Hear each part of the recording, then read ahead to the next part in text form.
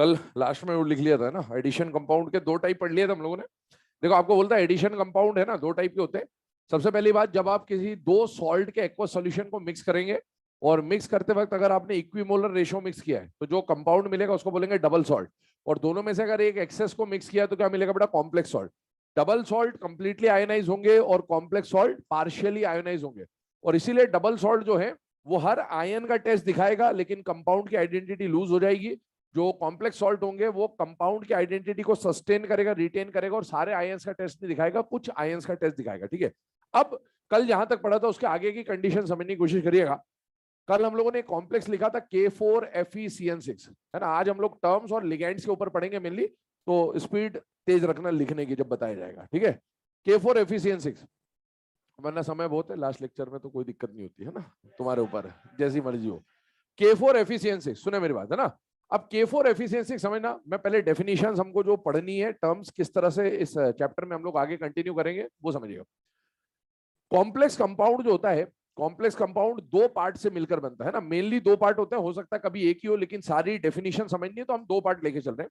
Complex compound में दो part होते हैं, एक तो डब्बे वाला पार्ट और एक डब्बे के बाहर वाला पार्ट। क्या बोला जाएगा? डब्बे वाला पार्ट और डब्बे के बाहर वाला पार्ट।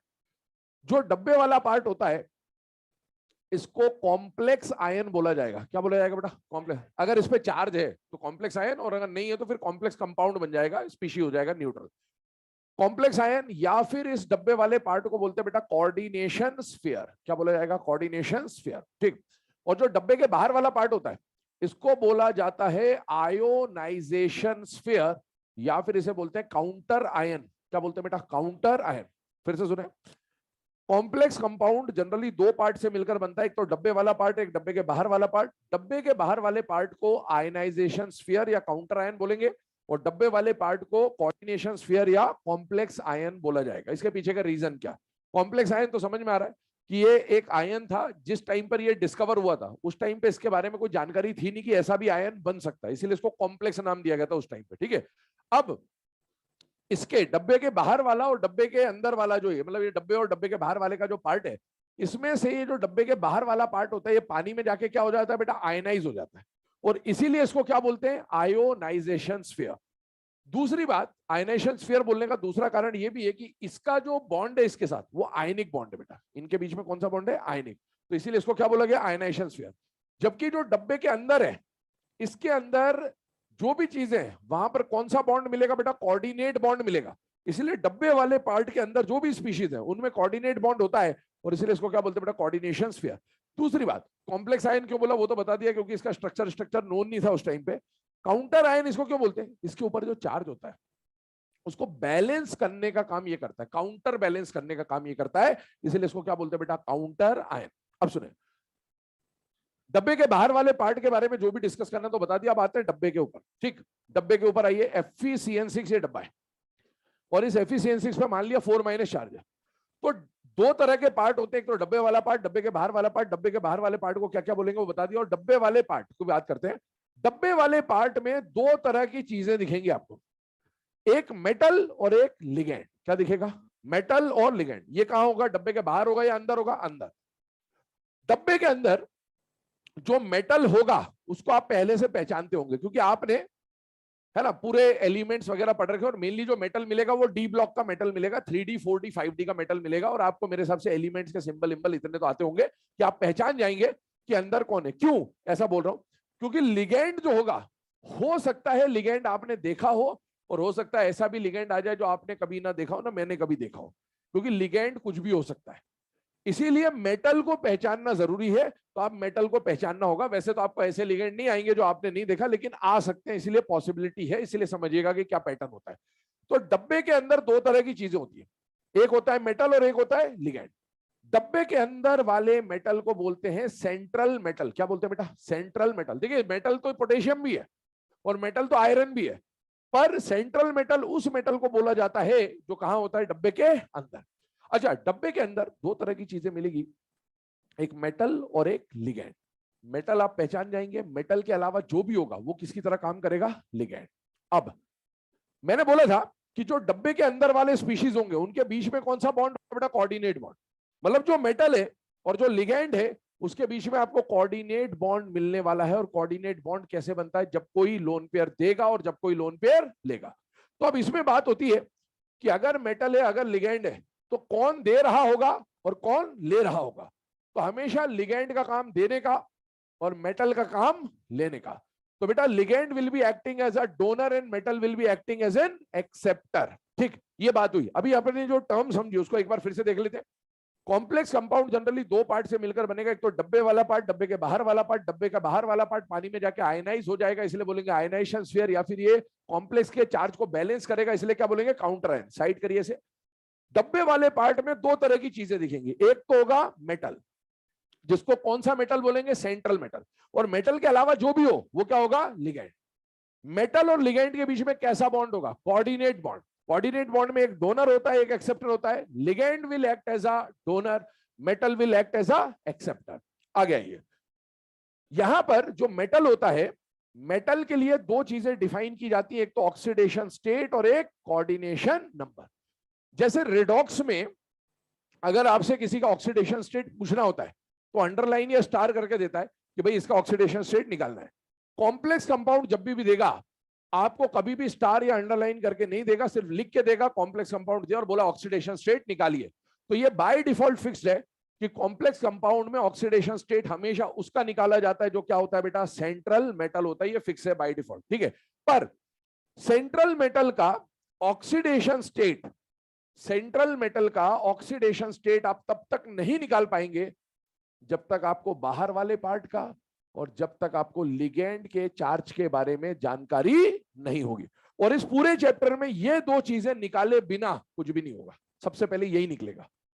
तो इसके लिए आपको जानकारी किसकी होनी चाहिए? लिगेंड की। ठीक है, अब सुने आगे। सेंट्रल मेटल के लिए दो चीजें निकलेगी, एक तो ऑक्सीडेशन स्टेट हो गया, उसके ऊपर बात कर ली। और ऑक्सीडेशन स्टेट कैसे निकालते हो तरीका आपको पता है, खैर अभी वो देखेंगे बाद में। अब एक टर्म आ रहा है यहाँ, कोऑर्डिनेशन नंबर।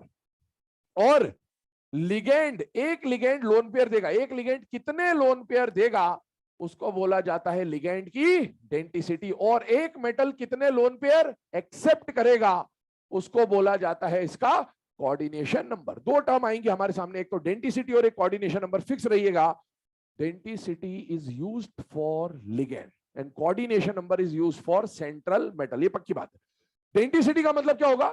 कोई लिगेंड, एक लिगेंड के बारे में बात हो रही है, कोई लिगेंड मेटल को कितने लोन पेयर दे सकता है उसको बोलेंगे डेंसिटी। और कोई मेटल कितने लोन पेयर ले सकता है उसको क्या बोलेंगे? Coordination number. लेकिन ये जो डेंसिटी है, इस डेंसिटी वर्ड का एक्चुअल मीनिंग हिंदी में होता है दंतुकता। क्या मतलब होता है? दंतुकता है, दंत कुत्ता नहीं, दंतुकता। ठीक है, दंतुकता का मतलब होता है दांत, डेंट यहां पर जो है। तो ये डेंटिस्ट के हिसाब से सोचिए। इसका मतलब होता है एक्चुअल में, जब इसको कोऑर्डिनेशन के हिसाब से देखा जाता है तो ये बोला जाता है कि एक लिगेंड, ये जो लिगेंड है ये काट रहा होगा और मेटल खुद को कटवा रहा होगा। ये मीनिंग है इसका। हाँ यही मीनिंग है। तो ऐसे ही चलेगा ये चैप्टर, ठीक है, कि काटना काटना चलेगा यहाँ, ठीक है। लिगेंड काटेगा और मेटल कटवाएगा। एक लिगेंड मेटल को कितनी जगह काटेगा वो कहलाएगा लिगेंड की डेंसिटी। तो हमारे सिलेबस के जो लिगेंड होंगे, ऐसे लिगेंड आएंगे जो मेटल को एक जगह भी काट रहा होगा, और ऐसे लिगेंड भी जाएंगे जो मेटल को 6 जगह काट रहा होगा। तो ऐसा लिगेंड जो मेटल को एक जगह काटे उसको हम बोलेंगे मोनोडेंटेट। ऐसा लिगेंड जो मेटल को 2 जगह काटे उसको हम बोलेंगे बाइडेंटेट। और ऐसा लिगेंड जो मेटल को 6 जगह काटे उसको क्या बोलेंगे? हेक्साडेंटेट। ठीक है, ये कंडीशन चलेगी। आगे सुनिए, लिगेंड काट रहा होगा, मेटल खुद को कटवा रहा होगा। मेटल खुद को, एक मेटल खुद को जितनी जगह कटवाएगा उसको बोला जाएगा मेटल का कोऑर्डिनेशन नंबर। हमारे सिलेबस का जो मेटल होगा वो खुद को कम से कम 2 जगह कटवा रहा होगा और मैक्सिमम 6 जगह कटवा रहा होगा। इसी के हिसाब से इसका हाइब्रिडाइजेशन आप आगे जाके पढ़ेंगे, sp से लेकर sp3d2 या d2 sp3 आप पढ़ेंगे। ठीक है, तो ये ओवरऑल कॉन्सेप्ट है। अब इसमें आप ऐसा बोल सकते हैं कि लिगेंड जो है वो लुईस बेस की तरह भी काम कर रहा है और मेटल जो है वो लुईस एसिड की तरह भी काम कर रहा है। तो ये सारी इसकी टर्म्स है जो हम लोग आगे यूज करेंगे। हेडिंग डालिएगा सम इंपॉर्टेंट टर्म्स, इसकी डेफिनेशन लिखा रहा हूं, फिर आगे बढ़ते हैं। Some important terms.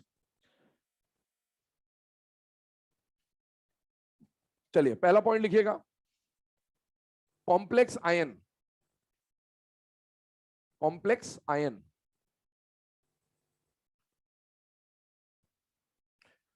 ठीक है, डेफिनेशन लिखिएगा इसके अंदर कॉम्प्लेक्स आयन की। The combination of central metal and ligand, the combination of central metal and ligand, the combination of central metal and ligand. ठीक है, कॉम्प्लेक्स आयन आप बोर्ड पे देख सकते हैं। कॉम्प्लेक्स आयन कौन सा पार्ट होगा बेटा? डब्बे वाला पार्ट। तो डब्बे के अंदर क्या क्या होता है? मेटल होता है और लिगेंड होता है। तो मेटल और लिगेंड का जो कॉम्बिनेशन होगा उसी को हम लोग क्या बोलेंगे बेटा? Central sorry complex ion. तो ये कॉम्प्लेक्स आयन की डेफिनेशन आपने लिख ली, साइड में ब्रैकेट में लिख लेना डब्बे वाला पार्ट, है ना। अपन तो डब्बा डब्बा करते हुए चलेंगे, तो आपको समझ में आना चाहिए कि डब्बे वाले पार्ट को हम लोग क्या बोल रहे हैं बेटा? कॉम्प्लेक्स आयन, डब्बे वाला पार्ट। सेकेंड टर्म लिखे सेंट्रल मेटल, सेकेंड टर्म लिखे सेंट्रल मेटल। सेंट्रल मेटल कौन सा मेटल होगा? जो डब्बे के अंदर होता है या बाहर होता है? अंदर, डब्बे के अंदर। ठीक है, लिखिएगा the metal present inside the complex ion, the metal present inside the complex ion, the metal present inside the complex ion, the metal present inside the complex ion. ठीक है, इसके बाद अगली टर्म लिखे। मेटल के लिए दो चीजें निकाली जाएंगी, आपको अभी बोला था, एक ऑक्सीडेशन स्टेट और एक कोऑर्डिनेशन नंबर। तो अगला टर्म है ऑक्सीडेशन स्टेट, शॉर्ट में OS लिखिएगा। The charge present on central metal, the charge present on central metal, the charge present on central metal. चलिए, इसके बाद नेक्स्ट टर्म लिखिए कोऑर्डिनेशन नंबर, नेक्स्ट टर्म लिखिए कोऑर्डिनेशन नंबर, नेक्स्ट टर्म लिखिए coordination number. Coordination number का मतलब क्या है? कोऑर्डिनेशन नंबर किस लिए डिफाइन होगा? मेटल के लिए। मेटल काट रहा होगा या कटवा रहा होगा? कटवा रहा होगा। कितनी जगह कटवा रहा होगा, इसका मतलब क्या है? कितने लोन पेयर एक्सेप्ट कर रहा होगा। डेफिनेशन लिखिएगा the number of lone pairs accepted by central metal, the number of lone pairs accepted by central metal, the number of lone pairs accepted by central metal. ठीक है, short में coordination number को CN लिख लेंगे हम लोग। अब देखिए, कोऑर्डिनेशन नंबर होने के बाद दो स्फीयर आपके सामने लिखेगा, एक तो कोऑर्डिनेशन स्फीयर और एक आयनाइजेशन स्फीयर। तो पहले बात करते हैं आयनाइजेशन स्फीयर की। आयनाइजेशन स्फीयर कौन सा होगा? जो पानी में जाके क्या हो जाएगा? आयनाइज हो जाएगा। उसी को क्या बोलते हैं? काउंटर आयन भी बोलते हैं। अगला टर्म लिखे ionisation sphere, ionisation sphere, ionisation sphere लिखिएगा that part of complex compound, that part of complex compound, that part of complex compound which gets ionized in aqueous solution, which gets ionized in aqueous solution, which gets ionized in aqueous solution. ठीक है, also known as counter ion, also known as counter ion, also known as counter ion, है ना। और लिख लेना डब्बे के बाहर वाला पार्ट, डब्बे के बाहर वाला पार्ट, डब्बे के बाहर वाला पार्ट। नेक्स्ट लिखिएगा कोऑर्डिनेशन स्फीयर, सिक्स्थ जो टर्म है that is coordination sphere, coordination sphere लिखिएगा सेम एज कॉम्प्लेक्स आयन,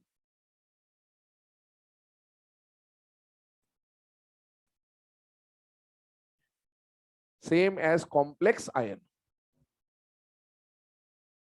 है ना। मतलब क्या है? डब्बे वाले पार्ट की बात हो रही है बेसिकली।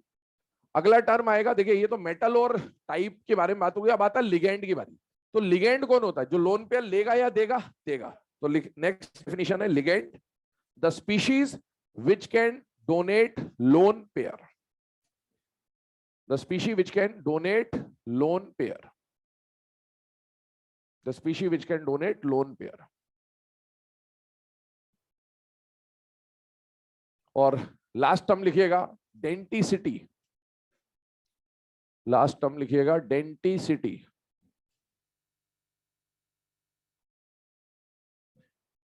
डेंटिसिटी का मतलब क्या होगा? लिगेंड के लिए डिफाइन होगा, पहली बात तो ये ध्यान रखिएगा।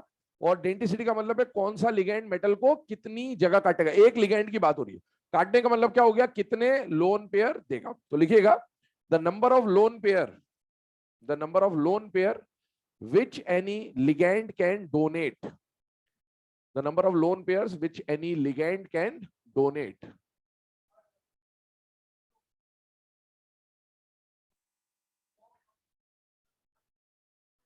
चलिए, अब इसके बाद अगर हम लोग डिस्कशन करें नेक्स्ट पॉइंट, तो ये तो है ना, सारे जो डेफिनेशन थी वो पढ़ी हम लोगों ने।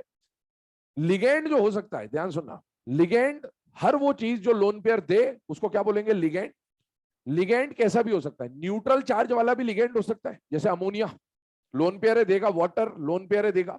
नेगेटिवली चार्ज स्पीशीज है वो भी लिगेंड की तरह काम कर सकता है, क्लोराइड, ब्रोमाइड, है ना, साइनाइड, ठीक है। और पॉजिटिवली चार्ज स्पीशीज है, और अगर वो लोन पेयर दे सकता हो तो वो भी किसकी तरह काम करेगा, लिगेंड। तो लिगेंड कैसा भी हो सकता है, नेगेटिवली चार्ज हो सकता है और न्यूट्रल भी हो सकता है।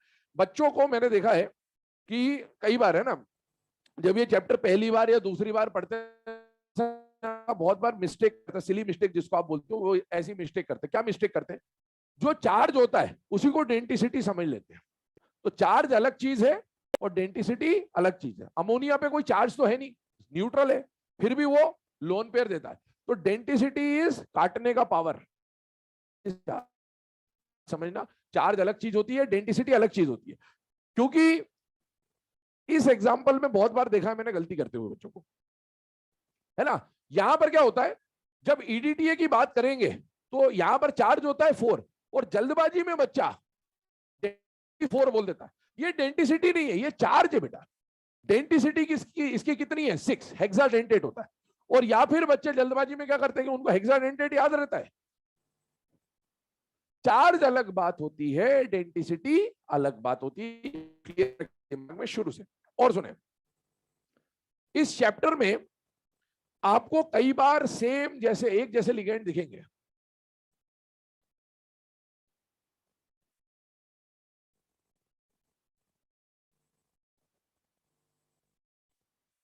है ना। ये सेम टाइप के लिगेंड्स दिखेंगे, अभी हम क्लासिफिकेशन पढ़ेंगे। तो क्या होता है कि कोई एक कॉम्प्लेक्स दिया गया, जैसे ऐसा दिया गया FeNO, मान लीजिए थोड़ी देर के लिए, ठीक है, ऐसा एक कॉम्प्लेक्स दे दिया आपको, 1 2 3 4 कुछ भी हो सकता है, ऐसा दिया। तो अब बात ये आती है कि इसमें ये माने या वो माने, ऐसी बात चलेगी। या फिर इसमें NO2 दिया तो सर ये माने कि वो माने। अगर एग्जाम में चार्ज लिख के दे दे तब तो खत्म ही खेल, कुछ भी नहीं बचा। और ऐसा होगा नहीं आपके साथ, चार्ज नहीं देगा, है ना। तो चार्ज देगा नहीं, अगर चार्ज दे दे तो अपने को समझ में आ गया कि NO+ लेना है।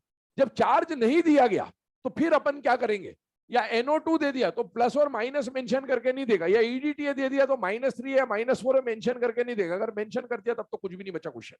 तो आपको क्या करना है, एक बात बताइए, लिगेंड को लेना है या देना है, देना है। आप खुद बताओ, न्यूट्रल और पॉजिटिव में से देने की टेंडेंसी ज्यादा किसकी होगी, न्यूट्रल की। क्या ये बात समझ में आती है। अच्छा, नेगेटिव और पॉजिटिव में से देने की टेंडेंसी किसकी आती है। तो जब भी ये आएंगे ना, तो आपको ये मान के चलना, अज्यूम कर लेना अंदर से ही कि ये यहां पर जो प्रेजेंट है वो कौन है, NO। इन दोनों को अगर NO2 लिख के दे तो आपको मान लेना है कि कौन होगा, ये होगा। इसकी बात थोड़ी देर के बाद करूंगा मैं, ठीक है। तो इसको अभी छोड़ दीजिए थोड़ी देर के लिए। चलिए, तो ये एक छोटा सा पॉइंट है जो कभी कभी डाउट क्रिएट करता है, बता दिया। और बीच बीच में जहां जहां इनका रिकरेंस होगा मैं फिर से बताऊंगा। कैटाइनिक लिगेंड जो NO+ है वो आपको ज्यादा काम नहीं आएगा, दो ही जगह काम आएगा, एक तो सोडियम नाइट्रोप्रोसाइड और एक ब्राउन रिंग कॉम्प्लेक्स। बस वो आपको याद ही रखना पड़ेगा कि यहाँ NO+ है। उसके अलावा कभी भी NO दिखे तो उसको क्या मानोगे, न्यूट्रल NO मान के चलोगे, क्योंकि प्लस और न्यूट्रल में से देने का पावर ज्यादा किसका होगा, न्यूट्रल का। ठीक है, आइए अब इसमें अगला पॉइंट क्या है वो समझिएगा। अभी क्लास टाइप्स ऑफ कॉम्प्लेक्सेस की बात करेंगे, बट पहले मैं कुछ चीजें आपको क्लियर कर देना चाह रहा हूं। मैंने आपको बोला कि हमारे सिलेबस का जो लिगेंड होगा वो एक जगह भी काटता होगा और मैक्सिमम 6 जगह काटता होगा। ऐसे लिगेंड को हम बोलेंगे मोनोडेंटेड, इसको बोलेंगे बाय, ट्राई, टेट्रा, पेंटा, हेक्साडेंटेड। अब क्योंकि बिना लिगेंड की जानकारी के आप ये पता ही नहीं पाओगे कि मेटल का कोऑर्डिनेशन नंबर क्या है। क्या ये बात समझ में आती है। भाई मान लीजिए आपको एक मेटल बोला और साथ में बोले 5 लिगेंड है ना, या ऐसा बोल दिया L1 टाइप के 2 लिगेंड हैं और L2 टाइप के 2 लिगेंड हैं, सपोज ये दे दिया। अब आपने मेटल का पहले तो आपको क्या निकालना पड़ेगा, ऑक्सीडेशन स्टेट। वो आप तब तक नहीं निकालोगे जब तक आपको इसका चार्ज नहीं पता होगा। और लिगेंड L1 है, लिगेंड L1 है, लिगेंड L2 है, लिगेंड L2 है। कौन सा लिगेंड कितनी जगह काटता होगा, अगर आपको यही नहीं पता है तो मेटल खुद को कितनी जगह कटवाएगा ये आप नहीं बता सकते। अब मान लो मैंने आपको इंफॉर्मेशन दिया कि L1 लिगेंड एक जगह काटता होगा, तो ये भी एक जगह काटेगा, ये भी एक जगह काटेगा, और मैंने बोला L2 लिगेंड दो जगह काटता है, तो ये मेटल को दो जगह काटेगा और ये भी मेटल को दो जगह काटेगा।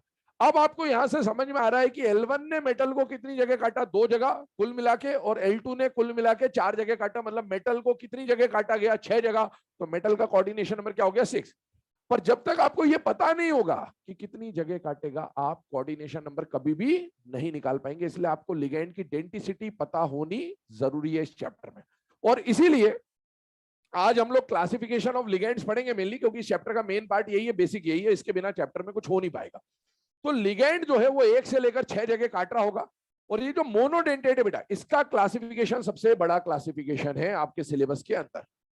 बाइडेंटेट में 6 एग्जाम्पल दिखाए जाएंगे आपको, ट्राइडेंटेट में एक एग्जाम्पल, टेट्रा में एक एग्जाम्पल, पेंटा में एक एग्जाम्पल और हेक्सा में एक एग्जाम्पल। आपको ये 10 याद करने हैं। आप 10 एग्जाम्पल याद करेंगे जिनकी डेंटिसिटी आपको याद रखनी है कि 6 bidentate, try, tetra, penta, hexa के एक एक एग्जाम्पल। इन 10 को आप याद रखेंगे। इन 10 के अलावा जो भी आएगा वो किसकी तरह काम करेगा, मोनो, क्योंकि इसका क्लासिफिकेशन बड़ा है। इसको याद करने जाओगे टाइम वेस्ट होगा, तो इसको याद नहीं करेंगे, बाकियों को याद करेंगे। और इनमें से भी ये और ये सिलेबस में नहीं पूछा जाता है, फिर भी अपन कर लेंगे, बाई चांस कभी आ जाए तो अपने को कम से कम एक को छोड़ रहे हैं तो बाकी तो कर ही ले, एक ही की तो एग्जाम्पल है। तो अपन 10 एग्जाम्पल याद करेंगे, उन 10 के अलावा जो भी आएगा उसको हम क्या मानेंगे, मोनोडेंटेट। तो आपको 10 याद करने हैं, 10 के अलावा जो आएगा मोनोडेंटेट। और इनका चार्ज और डेंटिसिटी अलग अलग होता है। डेंटिसिटी मैंने बोली है याद हो जाएगी, चार्ज आपको याद रखना पड़ेगा। और चार्ज अलग से कुछ भी याद नहीं रखना है, जैसे फ्लोराइड है, क्लोराइड है, ब्रोमाइड है, आयोडाइड है, ऑक्साइड है, सल्फाइड है, नाइट्राइड है, एजाइड है, साइनाइड है, हाइड्रोक्साइड है, परऑक्साइड है, सुपर ऑक्साइड है। आपको इन सब के चार्ज पहले से ही आते होंगे, तो कोई जरा है ना अलग से कोई दिक्कत वाली बात नहीं है। पर ये पैटर्न समझ में आना चाहिए कि अपन मोनोडेंटेट याद नहीं करेंगे, याद अपन बाय से लेकर हेक्सा को करेंगे। अब आइए कॉम्प्लेक्सेस की बात कर रहे हैं। पहले दो तरह के कॉम्प्लेक्स आपके सिलेबस में आते हैं, एक तो होमोलेप्टिक कॉम्प्लेक्स और एक हेट्रोलेप्टिक कॉम्प्लेक्स। नाम से समझ में पड़ रहा, होमो मतलब सेम, हेट्रो मतलब डिफरेंट। अगर किसी कॉम्प्लेक्स में आने वाले लिगेंड सेम हो, अच्छा लिगेंड कहां होते हैं, डब्बे के अंदर या डब्बे के बाहर, अंदर, ये लिगेंड नहीं है, तो आपको सिर्फ डब्बा देखना है, इसको भूल जाइए। डब्बे के अंदर मैंने बोला था दो तरह की चीजें प्रेजेंट होगी, एक तो मेटल, और मेटल के अलावा जो भी हो वो लिगेंड। क्योंकि लिगेंड मैं बोल रहा हूं फिर से, आपने हर बार देखा हो ये जरूरी नहीं हो। क्या आप मेटल को पहचानते हो बेटे, यस। अच्छा मेटल के अलावा डब्बे में जो भी है वो लिगेंड है। क्या सारे लिगेंड सेम है या नहीं है बेटा, है। अगर डब्बे में सिर्फ एक ही टाइप का लिगेंड है तो उसको क्या बोलेंगे, होमोलेप्टिक। लेकिन अगर डब्बे में एक से ज्यादा टाइप के लिगेंड है तो उसको क्या बोलेंगे, हेट्रोलेप्टिक कॉम्प्लेक्स। हेडिंग डालिए, types of complex, homoleptic complex, definition बोल दे रहा हूं, लिखेगा।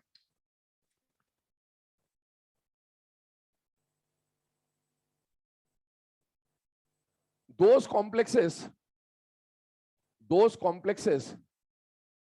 which contain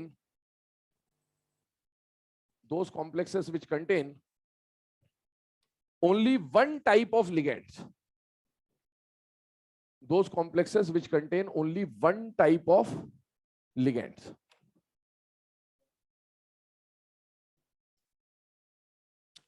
ठीक है। एग्जाम्पल आपके सामने लिखा हुआ है, ये एग्जाम्पल कुछ याद आ रहा है क्या, कहां पढ़ा था,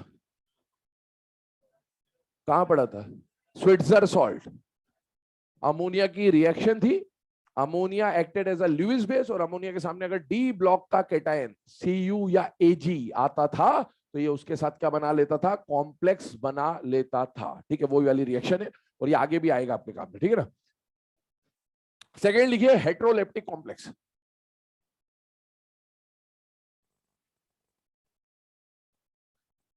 those complexes which contain more than one type of ligands, those complexes which contain more than one type of ligands.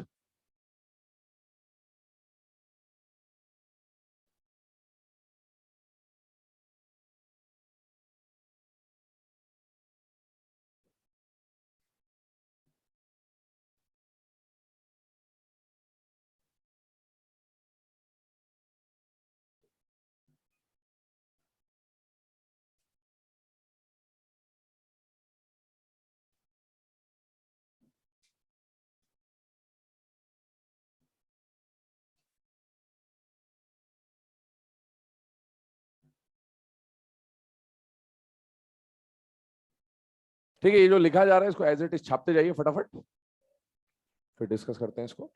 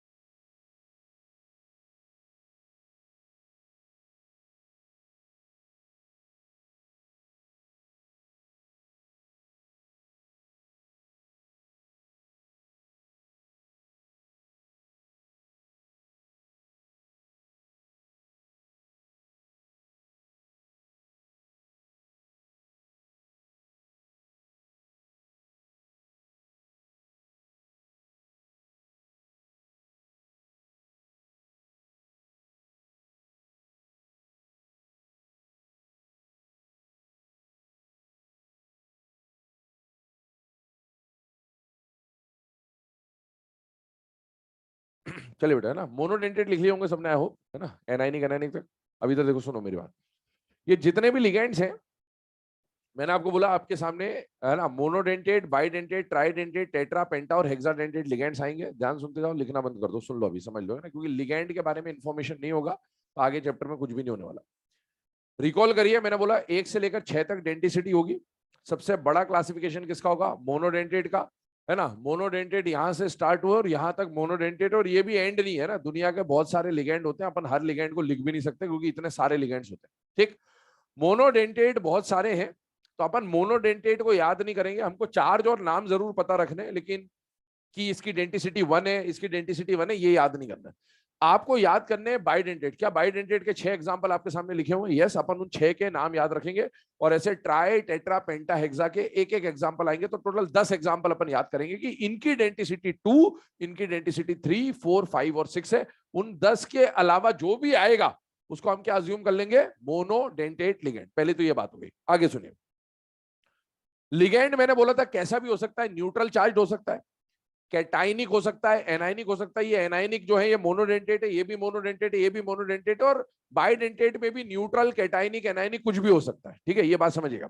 पर आईयूपीएसी नॉमेनक्लेचर आएगा इस टॉपिक में, इस चैप्टर में आगे जाके, और उस आईयूपीएसी नॉमेनक्लेचर में लिगेंड का नाम पता होना चाहिए, और लिगेंड के नाम के बारे में कुछ चीजें हैं कि न्यूट्रल लिगेंड का नाम तो जैसा है वैसा लिख दिया। कैटाइनिक लिगेंड के नाम में आईयूपीएसी बोलता है सफिक्स में क्या लगाना है बेटा? ईएम। और एनाइनिक लिगेंड के लास्ट में क्या लगाना है? ओ लगाना है, जिससे हम क्लासिफाई कर सके कि कौन न्यूट्रल है, कौन ईएम वाला है तो कैटाइनिक है, ओ वाला है तो एनाइनिक है। और अगर लास्ट में ईएम या ओ नहीं है किसी के नाम में तो उसको क्या माना जाएगा? न्यूट्रल लिगेंड माना जाएगा। आगे सुनिए, NH3 जो है इसको अमोनिया ना बोल के यहां पर क्या बोला जाएगा? एमाइन। ये इसलिए है ताकि आपको ये पता चल सके कि ये अमोनिया यहां पर किसकी तरह काम कर रहा है? As a ligand. तो लिगेंड के फॉर्म में इसलिए उसको कुछ अलग से नाम दिया गया, और नाम क्या दिया गया? एमाइन। पर एमाइन में एम कितने हैं? 2। खास बात यही है, 2M वाला एमाइन। इधर देखें, इधर देखेंगे 2 मिनट के लिए, ये देखो,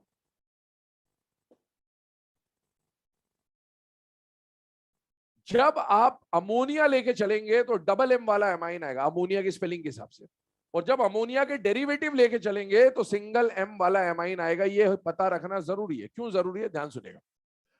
जब आप ऑर्गेनिक केमिस्ट्री में आईयूपीएसी नॉमेनक्लेचर पढ़ते हैं तो 2 तरह के क्वेश्चन बनते बेटे आपके सामने। एक तो आपको कंपाउंड दे देगा, चेन दे देगा, उसका नाम लिखना होता है, और एक नाम से, क्या बात समझ में आ रही है? वैसे यहां पर कॉम्प्लेक्स दिया और नाम बनाने को बोला तो आप बना लेंगे, लेकिन नाम दिया तो वो डबल M आपको बताएगा कि कौन सा वाला एमाइन लेना है, NH3 वाला लेना है या उसके डेरिवेटिव लेने। सिंगल M अगर नाम में लिख के दे रखा है मतलब वो NH3 नहीं होगा, वो NH3 का डेरिवेटिव होगा, या तो NH2 होगा या NH होगा, डिपेंड्स ऑन वैलेंसी। लेकिन अगर डबल M वाला एमाइन दिया तो आप समझ जाएंगे वो किसकी बात कर रहा है? अमोनिया की बात कर रहा है। तो इस तरह से आप डिफाइन करेंगे, ठीक है। आइए, वाटर के लिए यहां पर नाम क्या दिया गया बेटा? एक्वा। CO कार्बन मोनोऑक्साइड, वैसे तो अपन बोलते हैं, यहां पर क्या बोला गया बेटा? कार्बोनिल। यहां बोला गया नाइट्रोसिल। PH3 का नाम वही रखा गया, फॉस्फीन। 3 हाइड्रोजन हटा के 3 फिनाइल ग्रुप लगा दिए तो क्या बोलेंगे बेटा? Try phenyl phosphine. CH3OH, CH3NH2 वही नाम है, methyl alcohol, methyl amine, single M वाला एमाइन, डेरिवेटिव है क्योंकि। O2 को डाई ऑक्सीजन, N2 को डाई नाइट्रोजन, N2H4 हाइड्राजीन है, और पिरिडीन आप आई होप सबको पता ही है। ये सारे कैसे लिगेंड है? मोनोडेंटेट। पर इनको याद नहीं करना है कि मोनोडेंटेट है, बाकी याद करेंगे, पर इनके चार्ज पता होने चाहिए। क्या ये सारे न्यूट्रल है या नहीं है? और मुझे नहीं लगता इनमें कोई ऐसा मॉलिक्यूल है जो आज तक आपने कभी देखा ना हो। सारे देखे हुए मॉलिक्यूल है, तो इनके चार्ज आपको पहले से ही पता है। इनमें से फ्रीक्वेंटली जो यूज होंगे वो ये 4 है ना। याद सब करने हैं, लेकिन सबसे पहले जो याद करने हैं वो ये 4, क्योंकि आपको ज्यादातर कॉम्प्लेक्सेस में अमाइन, वाटर, CO और NO देखने को मिलेगा। बाकी धीरे धीरे याद करते जाएगा, कोई दिक्कत नहीं है। आगे आइए, कैटाइनिक लिगेंड पे आ रहे हैं। अब कैटाइनिक लिगेंड को डिफरेंशिएट करने के लिए यहां पर क्या लिखा गया? EM। अब देखो, मैं आपको बोल रहा था पहले, इधर देखो, NO न्यूट्रल भी और NO प्लस भी है। अब एग्जाम में अगर कॉम्प्लेक्स बना के दिया और प्लस या न्यूट्रल लिखा तो ठीक है, पर अगर प्लस और न्यूट्रल ना लिख के नाम दिया तो नाम से आप कैसे पहचानोगे? ऐसे ही तो पहचानोगे। अगर नाइट्रोसिलियम लिखा है तो आप समझ जाएंगे वो जो कॉम्प्लेक्स में यूज कर रहा है वो क्या है, NO+। और अगर नाइट्रोसिल लिखा है तो न्यूट्रल की बात कर रहा है, इसीलिए ये नॉमेनक्लेचर में जरूरी है, काम आएगा। तो देखिए ईएम लिखा जाएगा केटाइनिक में, एक बात सुने, NO को बोला गया है नाइट्रोसिल, इसको ऑर्गेनिक में नाइट्रोसो भी बोलते हैं। क्या बोलते हैं? नाइट्रोसो। तो यहां पर इससे बना हुआ केटाइनिक लिगेंड है, नाइट्रोसिल से बना हुआ केटाइनिक लिगेंड है तो नाइट्रोसिलियम, या नाइट्रोसो से बना हुआ केटाइनिक लिगेंड है तो नाइट्रोसोनियम इसका नाम आ जाता है, ठीक है। और यही केटाइनिक में यही काम आएगा आपको, ब्राउन रिंग कॉम्प्लेक्स में और सोडियम नाइट्रोक्लोराइड में। बाकी केटाइनिक काम नहीं आएंगे, बट फिर भी एक बार नाम देख ले। नाइट्रोनियम नाइट्रेट N2O5 सॉलिड बता चुके हैं आपको पहले, तो ये नाइट्रोनियम होता है, या ऐसा देख ले कि NO2 ग्रुप कौन सा होता है, नाइट्रो ग्रुप होता है, और उसका केटाइनिक लिगेंड है तो नाइट्रोनियम। N2H5 यहां पर ये लिखा हाइड्रोजिन, ये, और हाइड्राजीन से बना हुआ केटाइनिक लिगेंड है हाइड्राजीनियम। कैसे बना समझिएगा, N2H4 को समझना, पहले स्ट्रक्चर बनवा चुका हूं बॉन्ड लेंथ में पहले ही आपको। N2H4 कैसे बनता है, NN का सिंगल बॉन्ड, इस N से 2 हाइड्रोजन, इस N से 2 हाइड्रोजन, इसके पास N के पास लोन पेयर है, इसके पास लोन पेयर है। अब एक H+ आया खाली डब्बा लेके, इस एक नाइट्रोजन ने अपना लोन पेयर देके कोऑर्डिनेट बॉन्ड बना लिया। अभी इसके पास एक लोन पेयर है और ये लोन पेयर ये डोनर की तरह यूज करेगा, तो ये किसकी तरह काम करेगा, लिगेंड। और सुने, हाइड्राजीन से बना हुआ केटाइनिक लिगेंड तो नाम क्या हो गया, हाइड्राजीनियम। और O2+ MOT में पढ़ चुके हैं, पर ऑक्साइड सुपर ऑक्साइड टाइम पे बताया था, O2+ 15 इलेक्ट्रॉन स्पीशीज था, ऑक्सीजन का केटाइनिक लिगेंड है तो क्या बोला जाएगा, ऑक्सीजनियम। यूज कौन आएगा, NO+। आइए अब एनायनिक लिगेंड में, एनायनिक लिगेंड के नोमेनक्लेचर में IUPAC ने बोला है कि इसके नाम के लास्ट में पहचानने के लिए सफिक्स में क्या लगाया जाएगा, O। ये क्यों जरूरी है, क्या इसका खास बात है वो समझना। मान लीजिए आपको एक कॉम्प्लेक्स दिया गया ये, अब इसमें अमोनिया तो ठीक है, क्लोराइड पे ध्यान दीजिए, कितने क्लोराइड है, 3 टोटल। इनमें से ये वाला क्लोराइड बताइए लिगेंड की तरह काम कर रहा है या एनायन की तरह, और ये वाला क्लोराइड, तो आपको एग्जाम में कौन सा क्लोराइड लिगेंड है कौन सा क्लोराइड एनायन है उसको जस्टिफाई करने के लिए, उसको जज करने के लिए नॉमेनक्लेचर में अगर डिफरेंस होगा तभी आप बता पाओगे, अदरवाइज आप बता ही नहीं पाओगे कि कौन सा क्लोराइड क्या है। और उसमें भी अगर मैं ऐसा केस दे दूं आपको, ध्यान सुनिए, ये 4 और ये 2, ऐसा होना ही नहीं फिर आपसे, बाय चांस इसको भी क्लोराइड बोलते और इसको भी क्लोराइड बोलते हैं, तो आपको पता कैसे चलता, यहां भी डाई क्लोराइड आता, यहां भी डाई क्लोराइड होता, तो आपको समझ नहीं आता कि कौन सा क्लोराइड अंदर है कौन सा क्लोराइड बाहर है। इसीलिए IUPAC ने इस प्रॉब्लम को हटाने के लिए आपके सामने क्या बोला कि जो आयन होगा एनायन होगा उसको तो वही नाम देंगे जो हम पढ़ते, Cl- को क्या बोलते हैं, क्लोराइड। लेकिन अगर वो आयन लिगेंड की तरह काम कर रहा है तो उसको क्लोराइड नहीं बोला जाएगा, उसके सफिक्स में क्या लग जाएगा, O। और अगर किसी के नाम के लास्ट में O लगा है तो आप समझ जाएंगे कि वो लिगेंड है, और कैसा लिगेंड है, एनायनिक लिगेंड है।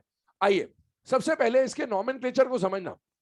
एनायन जो होते हैं ना उनके नाम में जनरली 3 तरह के नाम मिलते हैं, जैसे लिखा मैंने क्लोराइड, तो एनायनों के नाम में जनरली IDE होता है, oxide ion, nitride ion, sulphide ion, fluoride, chloride, bromide, iodide ion, इस तरह का। या फिर ऑक्सी एसिड के आयन याद करिए 8, और ऑक्सी एसिड का आयन याद करिए 8। तो एनायनों के नाम के लास्ट में जनरली ये 3 चीजें देखी जाती हैं, आइड, 8 और 8।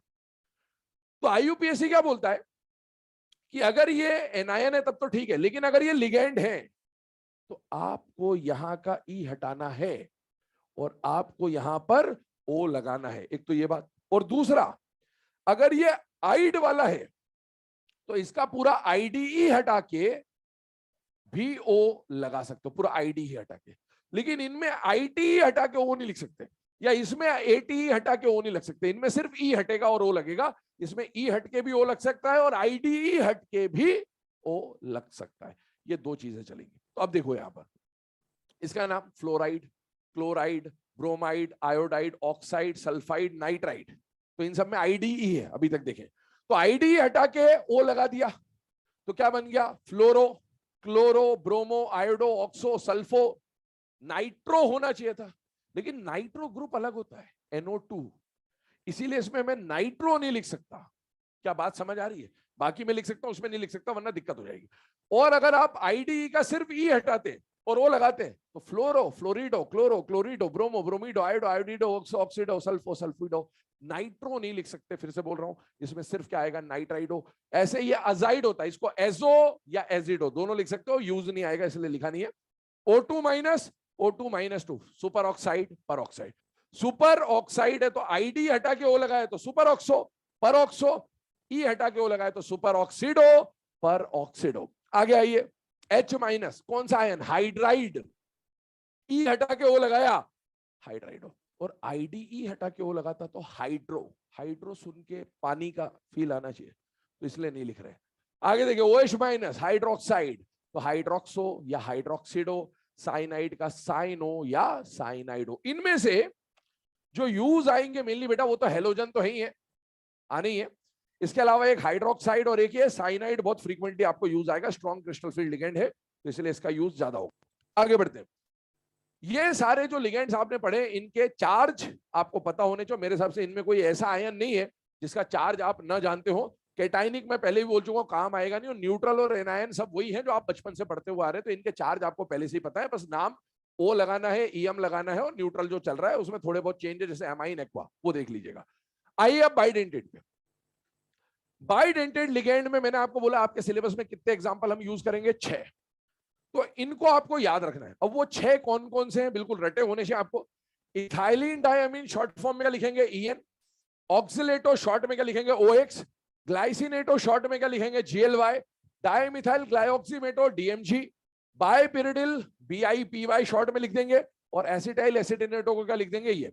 अब इसका क्या मतलब, ठीक है, आपको एग्जाम में ऐसा लिख के दिया, क्योंकि आपको हर बार क्या निकालना होगा, ऑक्सीडेशन स्टेट और कोऑर्डिनेशन नंबर। तो अब आपको यह जज करना आना चाहिए कि क्या ये oxalato bi tri tetra penta hexa में से एक है या नहीं है, है। अब आपको ये जज होना चाहिए। स्ट्रक्चर याद हो जाए, कर लेना वैसे, है ना, क्योंकि एग्जाम में अगर स्ट्रक्चर आया तो आ सकता है, उसमें कोई वो नहीं है।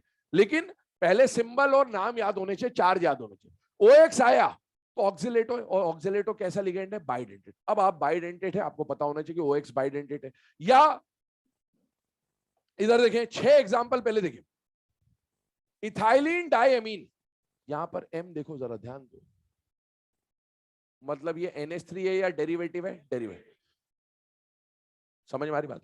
अब इसके नाम को थोड़ा समझिए, ये बहुत इंपॉर्टेंट कॉम्प्लेक्स है, क्योंकि आगे जो बनेंगे ट्राई टेट्रा पेंटा हेक्सा सब इसी से बनेंगे, ए वाले से। इथाइलिन डायमीन के ही डेरिवेटिव बनेंगे आगे, इसलिए इसको समझना जरूरी है। इथाइलिन ग्रुप क्या होता है, 2 कार्बन वाले ग्रुप को क्या बोलते हैं बेटा, इथाइलिन ग्रुप। आप देखिए CH2 वाला ग्रुप क्या कहलाएगा, इथाइलिन। और इसके साथ कितने अमीन जुड़े बेटा, 2। तो एक NH2 इधर और एक NH2 इधर, और इथाइलिन से 2 अमीन जुड़े हुए। एक बात सुनिएगा, जितने भी लिगेंड्स पढ़ेंगे आप, ये और इसके बाद अब जो ट्राई टेट्रा पेंटा हेक्सा आएंगे, उन सबके नामों में इथाइलिन और अमीन मिलेगा। क्या मिलेगा, EDTA सोचो, इथाइलिन डायमीन। अब वो डाई ट्राई चलेगा, लेकिन इथाइलिन भी होगा और एमाइन भी होगा। डाई हो सकता है, ट्राई हो सकता है, कुछ भी हो सकता है। अगर किसी लिगेंड के नाम में इथाइलिन और अमीन है, तो बेटा इथाइलिन ग्रुप डोनेट नहीं करेगा, क्योंकि इथाइलिन का स्ट्रक्चर देखो, कार्बन के पास देने के लिए लोन पेयर नहीं है। और amine will act as a compulsory donor. Amine will act as a compulsory donor. कितने अमीन है, 2 अमीन, मतलब 2 नाइट्रोजन होंगे। अपने को तो नाइट्रोजन से फोकस करना है।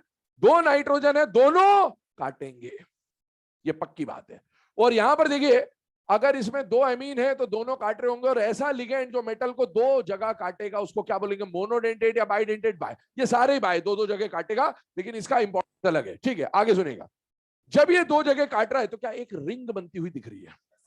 अच्छा, ये वाले जो लिगेंड्स होंगे बेटा मोनोडेंटेट, समझना, मोनो तो एक ही जगह काटेगा, एक जगह काटने से रिंग नहीं बन रही। लेकिन अगर बाइडेंटेट हुआ और ये 2 जगह काटेगा मेटल को, तो एक रिंग बनेगी। मतलब एक और क्लासिफिकेशन बोलता है ये कि ये जो मोनो से लेकर हेक्सा है, इसको 2 पार्ट में डिवाइड किया जाता है, मोनोडेंटेट और पॉलीडेंटेट। क्या बोलते हैं, मोनोडेंटेट और, तो ये सारे मोनोडेंटेट है। और bi tri tetra penta hexa सबको क्या बोलेंगे, पॉली। मोनोडेंटेट लिगेंड रिंग बनाने का काम नहीं करेंगे। जितने भी पॉली होंगे, ये या इसके बाद वाले, वो क्या बनाएंगे बेटा, रिंग बनाएंगे। और आपने एक फॉर्मूला सुन रखा होगा, number of chelate rings formed will be denticity -1। भाई मोनोडेंटेट है, देख भी ले यहां पर, मोनोडेंटेट है, एक जगह काटेगा पर रिंग बनी 0। किलेट रिंग कितनी बनी, 0। अब अगर एक लिगेंड बाइडेंटेट आया कितनी जगह काटेगा? 2 जगह, पर रिंग कितनी बनी? एक। अगर ट्राइडेंटेट आया कितनी जगह काटेगा? 3। तो एक रिंग ये बनेगी, एक रिंग ये बनेगी, तो रिंग कितनी बनेगी? 2। तो डेंसिटी जितनी होगी रिंग हमेशा उससे एक कम बन रही होगी। ठीक है, तो ये एक बात आती है। इधर देखिए, एक रिंग बन गई। आगे आइए सेकंड वाले केस पे। अगला एग्जांपल आता है ऑक्जेलेटो। ऑक्जेलिक एसिड H2C2O4 होता है। उस H2C2O4 के 2 H हटा दीजिए, तो 2 H हटा दिया तो आपको क्या मिल गया बेटा? इसको ऐसा भी लिख सकता है C2O4 2 माइनस, क्योंकि ये वही है C2O4 2 माइनस, तो 2 H हटे तो ये चार्ज आ गया। इक एसिड था, ऑक्जेलिक एसिड। इक एसिड का आयन 8 होता है, तो ऑक्जेलेट है ये। और ऑक्जेलेट में से एनाइन के तो क्या बन जाएगा? ऑक्जेलेटो। अब आपको ये पता होना चाहिए कि ऑक्जेलेटो है, लास्ट में O है, मतलब ये एनाइनिक होगा।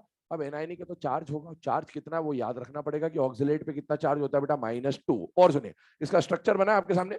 ये 2 जगह काटेगा मेटल को, क्योंकि ये बाइडेंटेट है। और अगर इसने 2 जगह काटा तो कितनी रिंग बन रही है बेटा? एक रिंग यहां बन रही है, एक रिंग वहां बन रही है। और आपसे अगला क्वेश्चन पूछेगा कितने मेंबर की रिंग बन रही है? ऊपर वाली रिंग देखिए जरा ध्यान से, कितने मेंबर की रिंग? एक बात बताओ, इसमें क्या ये H रिंग में है क्या? नहीं, ये H ऐसा है, कार्बन से यूं जुड़ा है ना। तो रिंग में कौन कौन एटम है वो बोल रहा हूं, ध्यान से चेक कर लेना। Metal, nitrogen, carbon, carbon, nitrogen, ये मेटल है ना रिंग में। यहां पर 2 कार्बन 2 ऑक्सीजन और मेटल रिंग में। कभी ऐसा आए दिमाग में कि सर ये O माइनस दे रहा है, डबल बॉन्ड नहीं दे सकता, तो ये रेजोनेंस में है, ये रेजोनेंस में कोई दिक्कत नहीं, कोई भी दे दे चलेगा। ठीक है, आगे सुनिए। ग्लाइसिनेटो। ऑर्गेनिक केमिस्ट्री में एक मॉलिक्यूल आप पढ़ते हैं ग्लाइसिन, NH2CH2COOH, ये होता है ग्लाइसिन। अब आपने NH2CH2COOH का H+ निकाल दिया, और H+ निकाल दिया तो इसमें कौन सा चार्ज आ गया? माइनस। तो ग्लाइसिन से बना हुआ लिगेंड क्या कहलाएगा? एनाइनिक है, तो ग्लाइसिनेटो। और ग्लाइसिनेटो है तो आप देखिए नेगेटिव चार्ज कितना है? 1। तो O है, मतलब एनाइनिक लिगेंड होगा, चार्ज कितना होगा? -1।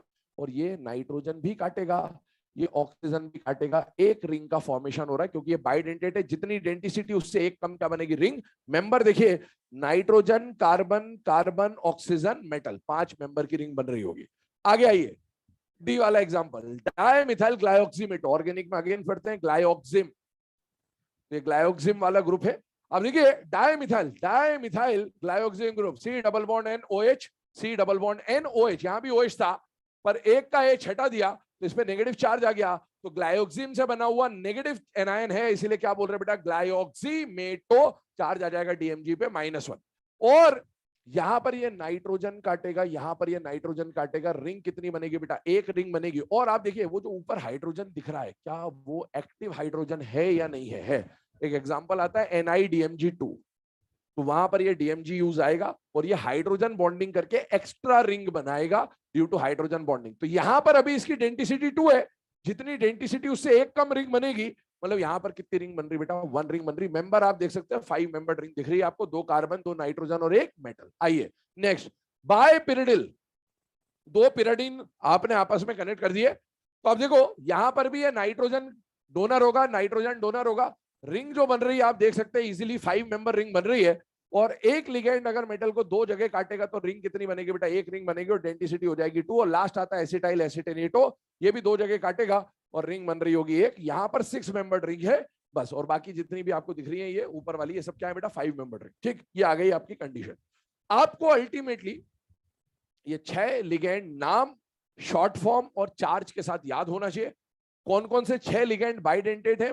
रिपीट कर लो बोर्ड पे देख के।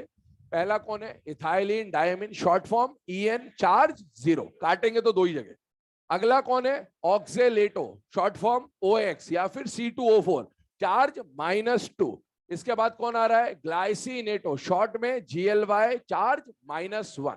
इसके बाद आ रहा है डायमिथाइल ग्लाइऑक्सीमेटो, DMG -1। इसके बाद आ रहा है बायपिरिडिल, शॉर्ट फॉर्म में BIPY, चार्ज रहेगा 0।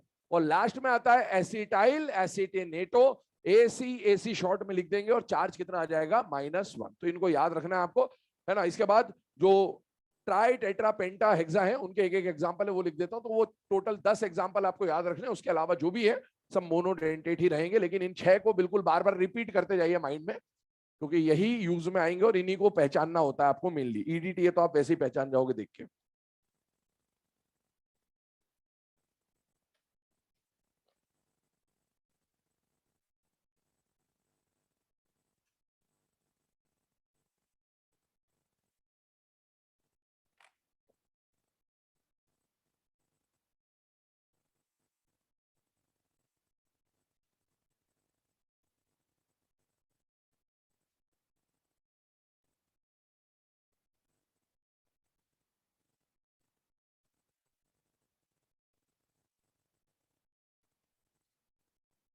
क्या बेटे,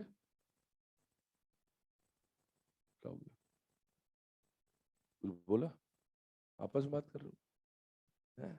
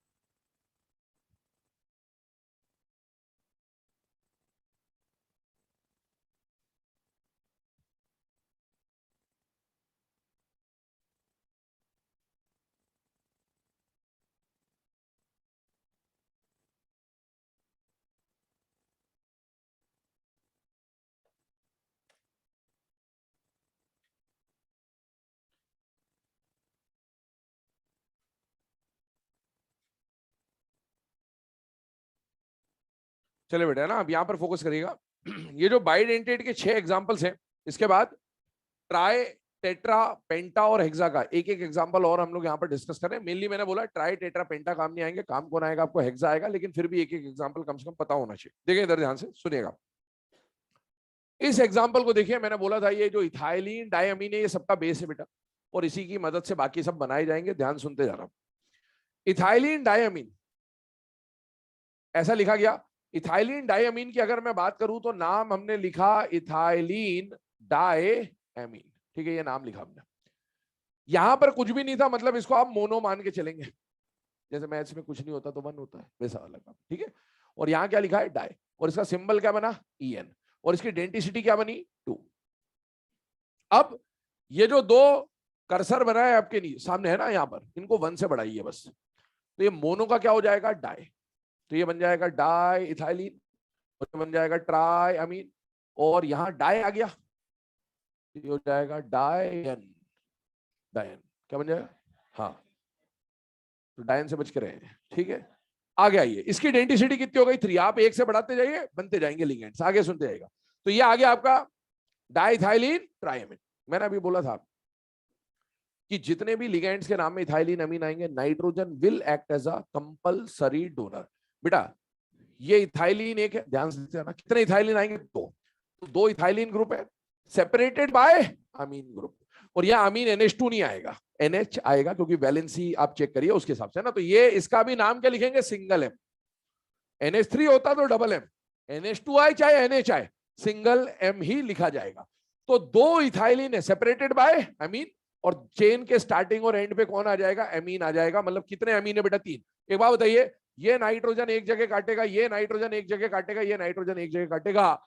इथाइलिन के पास लोन पेयर नहीं है। इस लिगेंड ने मेटल को कितनी जगह काटा? 3 जगह। तो डेंसिटी क्या हो गई बेटा? 3, और रिंग कितनी बन रही है? 2। तो डेंसिटी -1 यहां पर सेटिस्फाइड है। आगे आइए, फिर से इन दोनों को 1 से बढ़ाइए, तो ट्राई इथाइलिन टेट्राएमीन, डेंसिटी हो गई 4, और यहां क्या है? ट्राई, तो ट्रायन नाम हो गया इसका। आइए इधर, ये आगे आपके सामने, इसका नाम लिख दिया यहां पर ट्रायन, ठीक है, यहां पर ऊपर लिख देता हूं ट्रायन, ये इसका नाम हो गया। अब आप देखो इसमें कितने इथाइलिन आएंगे? 3, और 3 इथाइलिन है, मतलब इथाइलिन और इथाइलिन के बीच में अमाइन, इथाइलिन और इथाइलिन के बीच में अमाइन, और चेन के स्टार्टिंग और एंड में अमाइन। 4 अमाइन आएंगे। देखिए, ethylene ethylene separated by amine, ethylene ethylene separated by amine, और चेन के स्टार्टिंग और एंड में क्या आ गया बेटा? अमीन ग्रुप आ गया। और जितने नाइट्रोजन है इथाइलिन अमीन में वो पक्का है काटेंगे, और इथाइलिन के पास काटने के लिए लोन पेयर नहीं है। 4 जगह काटा गया, डेंसिटी हो गई 4, और रिंग कितनी बनेगी? डेंसिटी -1। और सुनिए आगे, इसी को अगर आगे कंटिन्यू करें तो इसी का पेंटा भी बनता है और इसी का हेक्सा भी बनता है, पर वो हम पढ़ेंगे नहीं। हम पेंटा और हेक्सा कुछ और पढ़ रहे हैं, EDTA वाले। लेकिन अगर इसी में पता होना चाहिए, कम से कम एग्जाम में कभी आ जाए तो, इसी में अगर मैं कर दूं टेट्रा इथाइलिन पेंटा एमाइन डेंसिटी 5, क्या बात समझ में आ रही है? स्ट्रक्चर का पैटर्न समझ में आ गया होगा मेरे हिसाब से। और ऐसे इसको कर दे पेंटा इथाइलिन हेक्सा एमाइन, तो मेरे हिसाब से स्ट्रक्चर का पैटर्न समझ में आता है। अगर एग्जाम में आ जाए तो कम से कम पहचान लीजिए, क्योंकि इथाइलिन डाइअमीन अगर आपको पता है तो उसकी मदद से आप ये बना सकते हैं। और सुनिएगा, इनमें एक जगह पर आप एग्जाम में जाके सिल्ली मिस्टेक कर सकते हैं। वो सिल्ली मिस्टेक क्या है? जब ये नाम आएगा तो आपको दिखेगा डायन, तो डायन में डाई-EN दिखेगा। क्या दिखेगा? डाई-EN, ठीक है, वो ठीक है, आप समझ जाएंगे कि डाइथाइलिन ट्राइमीन क्यों। पर इसकी डेंसिटी डाई क्योंकि दिखेगा तो आप डेंसिटी 2 कर सकते हैं गलती से। समझ में आ रही बात? आपको इसकी डेंसिटी 2 नहीं है, डेंसिटी क्या है? 3। तो डायन ट्रायन टेट्रायन पेंटायन कुछ भी आए, स्टार्ट पेरेंट से करेंगे, और पेरेंट कौन है? EN। क्या EN की डेंसिटी आपको अच्छी तरीके से पता है? यस। तो EN मतलब मोनो EN। तो इसके बाद जो डायन आएगा उसकी डेंसिटी 2 है, तो इसकी डेंसिटी 3। फिर ट्रायन आएगा, स्टार्ट कहां से करोगे? EN से। EN की डेंसिटी 2, डायन की डेंसिटी 3, ट्रायन की डेंसिटी 4। क्या ये बात समझ में आ रही है? क्योंकि एग्जाम में ये गलती होने के चांसेस रहते हैं, जल्दबाजी में हो जाती है, ध्यान रखिएगा इस बात को। चलिए आगे बढ़ रहे हैं। अब आते हैं पेंटाडेंटेट और हेक्साडेंटेट लिगेंड्स में। पेंटाडेंटेट वो होगा जिसकी डेंसिटी 5 है, और हेक्साडेंटेट वो होगा जिसकी डेंसिटी 6 है। आइए, नाम आ रहा है इथाइलिन डाइअमीन। फिर से इधर देखिए, यही स्ट्रक्चर है, यही स्ट्रक्चर, इसको से घुमा दिया तो CH2 इथाइलिन और NH2 एमाइन, वही स्ट्रक्चर है। पर मैंने बोला इथाइलिन अमीन अगर नाम में आ रहा है तो नाइट्रोजन काटेगा, ये बात पक्की है। कितनी जगह काट सकता है? 2। आपको कटवाना कितनी जगह? 5। और यहां अगर इथाइलिन इथाइलिन या H होगा वो काटेगा नहीं, तो आपको नए लिगेंड ऐड करने पड़ेंगे, सब्स्टिट्यूशन कराना पड़ेगा, और आपको 3 और काटने वाले चाहिए, तो 3 लाएंगे एसीटेट ग्रुप। अब देखो, यहां पहले हाइड्रोजन था, हाइड्रोजन था, हाइड्रोजन था, हाइड्रोजन था, किसमें? इथाइलिन डाइअमीन में, EN में। अब इन हाइड्रोजनों को हटाया, 4 हाइड्रोजन थे, 4 में से 3 को हटा के 3 एसीटेट ग्रुप लाए, क्योंकि ट्राई एसीटेटो है। सर एसीटेट ग्रुप तो CH3CO माइनस होता है, भूल गए क्या आप? तो बेटा यहां पर वैलेंसी देख ले, है ना, कार्बन एक पहले से जुड़ा हुआ है तो CH3 नहीं आ पाएगा, क्या आना पड़ेगा, CH2CO ही आएगा। ठीक है, आगे सुने, यहां पर ये नाइट्रोजन काटेगा मेटल को, ये नाइट्रोजन काटेगा मेटल को, इनने काटा, और जो एसीटेट 3 लाए हैं उसका ऑक्सीजन भी मेटल को काटने का काम करेगा। टोटल 2 जगह नाइट्रोजन ने काटा, 3 जगह एसीटेट ने काटा, कितनी जगह काटा गया, 5। रिंग कितनी बनेगी, 4। देख ले रिंग को, red blue first ring, blue red second ring, red और ब्लू थर्ड रिंग, और रेड और ब्लू की ये जो आ रही है ये फोर्थ रिंग बन रही होगी। आगे आइए, अगले वाले में क्या डिफरेंस, आपको ट्राई के बदले क्या बोला, tetra, T for try, T for tetra, देखने में एक जैसे ही दिखेंगे। अब 4 एसीटेट ग्रुप लाने हैं तो चारों हाइड्रोजन खसका दीजिए और 4 CH2COO माइनस ग्रुप लगा दीजिए, 2 अमाइन काटेंगे और 4 एसीटेट काटेंगे, टोटल 6 जगह काटा जाएगा, और 6 जगह अगर काटा गया तो रिंग बनेगी 5। तो ये इनका पूरा स्ट्रक्चर है। अगर आपको EN अच्छे से आता है तो EN की मदद से आप ये बाकी सब बना सकते हैं, इनमें कुछ भी नया नहीं है, बस उसी को तोड़ मरोड़ के ये सब बनाए जा रहे हैं। तो टोटल यहाँ पर 4 और एक ये 5 रिंग का फॉर्मेशन हो रहा है। अब मैंने आपको थोड़ी देर पहले बोला था कि हमें EDTA जब एग्जाम में लिख के आएगा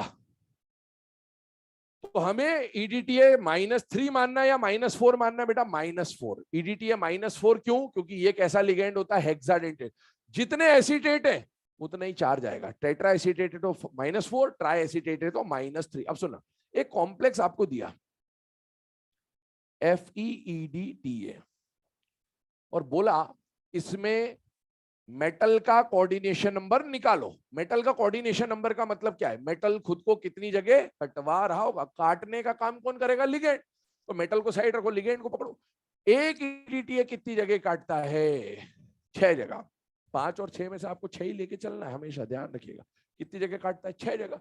तो अगर एक ही लिगेंड ही है और वो मेटल को 6 जगह काट रहा है तो मेटल खुद को कटवा रहा है 6 जगह, मतलब कोऑर्डिनेशन नंबर क्या हो गया, 6। और सुनिए, फिर ऐसा आ गया,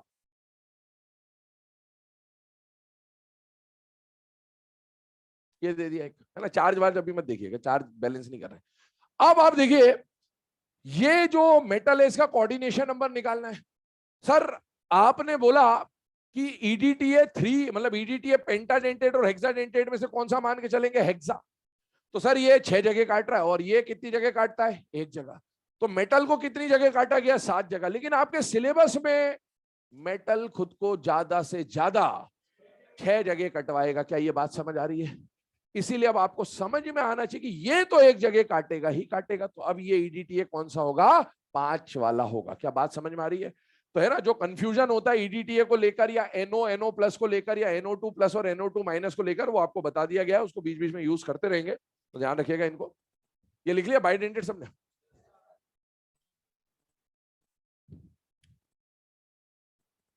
वह किसी ने तो लिख लिया होगा आसपास।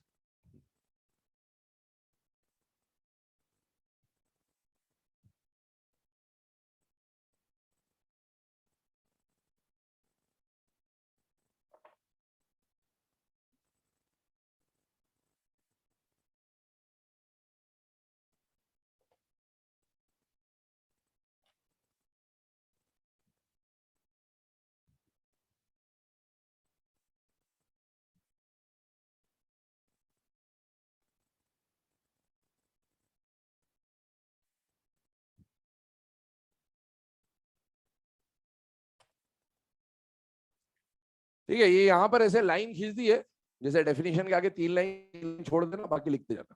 ठीक है।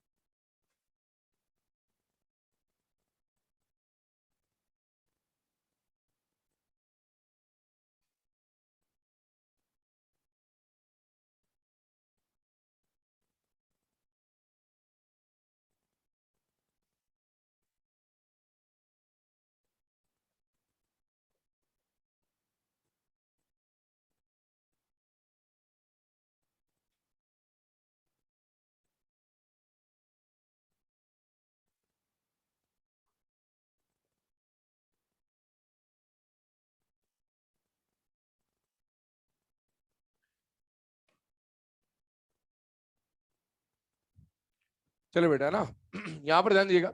अब अगला जो केस हम लोग यहाँ पर डिस्कस कर रहे हैं, अभी तक हेक्साडेंटेट लिगेंड्स के बारे में बात करी हम लोगों ने। अब हेक्साडेंटेट के बाद एम्बीडेंटेट, फ्लेक्सीडेंटेट और किलेटिंग लिगेंड, तीन और पॉइंट बचते हैं यहाँ पर। तो एम्बीडेंटेट लिगेंड्स की अगर हम लोग बात करें, नाम से समझ में आना चाहिए एमबी। एमबी का मतलब होता है जो दो साइड से काम कर सकता हो। तो ऐसा लिगेंड जो दो साइड से दे सकता हो लेकिन एक टाइम पे एक ही तरफ से दे रहा हो,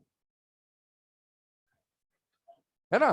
तो ऐसे लिगेंड को हम लोग क्या बोलेंगे, एम्बीडेंटेट लिगेंड। अब डेफिनेशन की बात करें, पहले डेफिनेशन लिख लीजिए। those ligands which have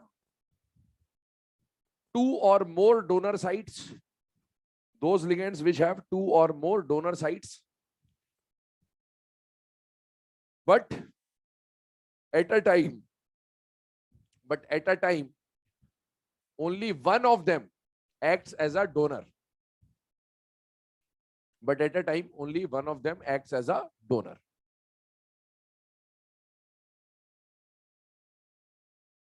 ठीक है, अब इसको समझिएगा। एम्बीडेंटेड लिगेंड्स की बात करें तो है ना, कल स्यूडो हेलाइड्स के बारे में बात हुई थी, ये वही है, CN minus, OCN minus, SCN minus, NO2 वहां नहीं था, बट ठीक है मेनली वही है। अब इसको समझना थोड़ा ध्यान से, नेमिंग के बारे में। सबसे पहली बात बेटे, ये जो CN माइनस है, ध्यान सुनना, ये जो CN माइनस है, CN माइनस का आयन का नाम क्या होता है बेटा, साइनाइड। OCN माइनस के आयन का नाम होता है साइनेट। SCN, देखो ऑक्सीजन हटा सल्फर लगा, थायो ग्रुप आ गया, तो साइनेट क्या बन गया बेटा, थायो साइनेट। और NO2 माइनस नाइट्राइट आयन और नाइट्रेट आयन में से आप जानते हैं NO2 माइनस को क्या बोलते हैं बेटा, नाइट्राइट। सुनना मेरी बात ध्यान से, है ना। आइड आयन है, E हटाया O लगाया, लिगेंड क्या बन गया बेटा, साइनाइडो। E हटाया O लगाया, लिगेंड क्या बन गया, साइनेटो। E हटाया O लगाया, लिगेंड क्या बन गया, थायोसाइनेटो। और E हटाया O लगाया, लिगेंड क्या बन गया, नाइट्राइटो। लेकिन IDE था तो पूरा हटा के क्या इसको साइनो भी लिखा जा सकता है, यस, पर वो काम इनमें नहीं हो सकता। अब आइए यहां पर, सबसे पहले CN माइनस जो है उसका स्ट्रक्चर थोड़ा सा इमेजिन करिएगा। CN माइनस में टोटल 14 इलेक्ट्रॉन्स है, चेक करिए, और MOT लगेगा क्योंकि डायटोमिक स्पीशीज है। 14 इलेक्ट्रॉन का डायटोमिक है, मतलब ट्रिपल बॉन्ड बनेगा, बॉन्ड ऑर्डर 3 आता है। तो आप देखो कार्बन और नाइट्रोजन में कैसा बॉन्ड होगा, ट्रिपल। अब इसको इमेजिन करिएगा जरा, नाइट्रोजन के पास वैलेंस शेल में 5 इलेक्ट्रॉन होते हैं, 5 में से 3 की पेयरिंग यहां हुई, एक लोन पेयर है नाइट्रोजन के पास, दोनों तरफ से दे सकता, तो समझिए कि कहां कहां है लोन पेयर बैठा हुआ। यहां पर एक लोन पेयर बैठा हुआ है। कार्बन के वैलेंस शेल में 4 इलेक्ट्रॉन होते हैं, 3 की पेयरिंग हो गई, एक अनपेयर्ड बचा है, तो वो नेगेटिव चार्ज जो है वो कार्बन के पास आएगा, तब जाके कार्बन पे एक और एक्स्ट्रा इलेक्ट्रॉन आएगा, तब जाके कार्बन के पास लोन पेयर बनेगा। तो कार्बन भी लोन पेयर लेके बैठा है और नाइट्रोजन भी लोन पेयर लेके बैठा, मतलब ये दोनों डोनर हो सकते हैं, लेकिन एट अ टाइम कोई एक ही डोनेट करेगा। तो पहला क्वेश्चन तो ये बनता है कि ये सारे के सारे जो है इनकी डेंसिटी क्या है, 1, क्योंकि आपके सिलेबस में बाय वाले 6 एग्जाम्पल हैं, ट्राई टेट्रा पेंटा हेक्सा के एक एक एग्जाम्पल है, वो सारे एग्जाम्पल आपको बता दिए गए हैं। क्या ये 4 उनमें से है या नहीं है, नहीं है। उन 10 के अलावा जो भी आए सिलेबस में वो सारे के सारे क्या माने जाएंगे, मोनोडेंटेट लिगेंड। ये पहला सवाल जो आएगा, ठीक है। अब आगे सुनो, अब इसमें नेमिंग की बात करें तो बेटा अगर कार्बन डोनर है तो इसको क्या बोल सकते हैं, साइनो, वहां नाम बता दिया, या फिर क्या बोल सकते हैं, साइनाइडो। लेकिन अगर नाइट्रोजन डोनर है तो आप ऑर्गेनिक केमिस्ट्री में पढ़ते हैं आइसो लग जाता है, तो साइनो का क्या हो जाएगा, आइसोसाइनो, और साइनाइडो का क्या हो जाएगा, आइसोसाइनाइडो। लेकिन बाय चांस मुझे बेटा आइसो नहीं लिखना है, मैं ओरिजिनल नाम से चलना चाहता हूं। ओरिजिनल नाम CN माइनस का क्या है बेटा, साइनाइडो या साइनो, दोनों में से कुछ भी ले सकते हैं, मैं साइनाइडो लेके चल रहा हूं फिलहाल में। तो आप अगर आइसो नहीं लिखना चाहते तो आप ये शो कर दो कि साइनाइड में डोनर कौन सा एटम है। तो यहां पर कार्बन डोनर है तो ओरिजिनल नाम के हिसाब से साइनाइडो में C डोनर, और ओरिजिनल नाम के हिसाब से साइनाइडो में N डोनर। अगर मैंने डोनर एटम दिखा दिया तो मुझे ये आइसो वाइसो लिखने की जरूरत नहीं, क्योंकि मैं ओरिजिनल नाम से चल रहा हूं। आइए अगला, OCN माइनस। स्ट्रक्चर इमेजिन करिए, कार्बन के पास 4 इलेक्ट्रॉन होते हैं, कार्बन ने 4 बॉन्ड बना लिए, सबकी वैलेंसी सेटिस्फाई। नाइट्रोजन के पास 3 अनपेयर्ड होते हैं, 3 बॉन्ड बनाए, एक लोन पेयर पड़ा हुआ, और ऑक्सीजन के पास नेगेटिव चार्ज इसलिए उसने सिंगल बॉन्ड बनाया, और ऑक्सीजन के पास लोन पेयर है। तो नाइट्रोजन पे भी लोन पेयर है, ऑक्सीजन पे भी लोन पेयर है, कार्बन पे लोन पेयर नहीं है। तो डोनर 2 चीजें इसमें, या तो नाइट्रोजन या ऑक्सीजन। जब ऑक्सीजन दे रहा है तो साइनेटो, ओरिजिनल नाम जो है साइनेट से साइनेटो। और जब नाइट्रोजन देगा तो इसके आगे क्या लग जाएगा, आइसो। अब बाय चांस मुझे आइसो यूज नहीं करना है तो मैं ये बता दूं कि साइनेट में डोनर कौन है, ऑक्सीजन, और साइनेट में डोनर कौन है, नाइट्रोजन। ये नाम आ जाएगा। अब ये देखो, ओ था तो साइनेटो, एस आ गया तो थायो लग जाएगा, तो इसका नाम हो गया थायो साइनेटो। थायो साइनेटो, ऑक्सीजन हटा दो, सल्फर लगा दो, बाकी सब सेम ही है क्योंकि एक ही ग्रुप है। थायो साइनेटो। और जब नाइट्रोजन देगा तो आइसो लग जाएगा इसके साथ, तो क्या बन जाएगा, आइसो थायो साइनेटो। मुझे आइसो नहीं लिखना, मैं ओरिजिनल नाम से चलूं तो ओरिजिनल नाम है उसका थायोसाइनेट, तो थायोसाइनेट में सल्फर डोनर और थायोसाइनेट में नाइट्रोजन डोनर। अब आइए next, NO2 minus. NO2 minus में अगर ऑक्सीजन डोनर है तो इसको क्या बोला बेटा, नाइट्राइट हो। अगर नाइट्रोजन डोनर हो तो ऑर्गेनिक में NO2 ग्रुप आता है, उसको नाइट्रो बोलते हैं, नाइट्रोजन डोनर, इसलिए नाइट्रो भी इसका नाम है। इसमें आइसो आइसो नहीं लग रहा है, इसमें नाइट्रो ही सीधे जो नाम है। अब मुझे ये नाइट्रो नहीं लिखना और मुझे ओरिजिनल नाम से चलना है, तो ओरिजिनल नाम इज नाइट्राइट। तो नाइट्राइट में कौन डोनर है, ऑक्सीजन, और नाइट्राइट में कौन डोनर है, नाइट्रोजन। ये नाम आ जाएंगे। अगला सवाल बनेगा ये कि सर एग्जाम में अभी तक क्या था कि जैसे K4 एफिशिएंसी अपन ने पढ़ा, सुना मेरी बात ध्यान से, K4 एफिशिएंसी हमने पढ़ा, तो K4 एफिशिएंसी में हमें दिक्कत नहीं थी क्योंकि अभी तक हमें पता नहीं था कि CN एम्बिडेंटेट होता है। सर अब तो हमें यह पता चल रहा है कि CN इधर से भी दे सकता है, उधर से भी दे सकता है, तो बाय चांस IUPAC नॉमेनक्लेचर आया तो नाम तो इनके हिसाब से डिसाइड होगा। तो हमको क्या करना है, तो हमें तो ये देखना है कि मेटल जो है उसके पास में कौन लिखा हुआ है। आप देखो यही तो रिप्रेजेंटेशन है, जो मेटल के पास में वो डोनर, जो मेटल के पास में है वो डोनर। तो अभी मेटल के पास में कौन लिखा है, कार्बन, मतलब ये कार्बन डोनर है, और NC लिखा आ जाए मतलब वो क्या हो जाएगा, नाइट्रोजन डोनर हो जाएगा। तो ये है ना, कभी भी प्रॉब्लम आए, और डेंटिसिटी इन सबकी 1 है क्योंकि उन 10 के अलावा कोई भी आए सबके सब क्या रहेंगे, मोनोडेंटेट। चलिए अगले पॉइंट की तरफ मूव करते हैं। जो नेक्स्ट डेफिनेशन हमें समझनी है, दैट इज अबाउट फ्लेक्सीडेंटेड लिगेंड्स। नाम से समझ में आ रहा है ऐसे लिगेंड जिनकी डेंटिसिटी फ्लेक्सिबल हो, मतलब चेंज हो सकती हो, उन्हें क्या बोला जाएगा, फ्लेक्सीडेंटेड लिगेंड। डेफिनेशन बोल रहा हूं, लिख लीजिएगा। ये नहीं लिखा अभी, स्पेस छोड़ दो, कोई बात नहीं,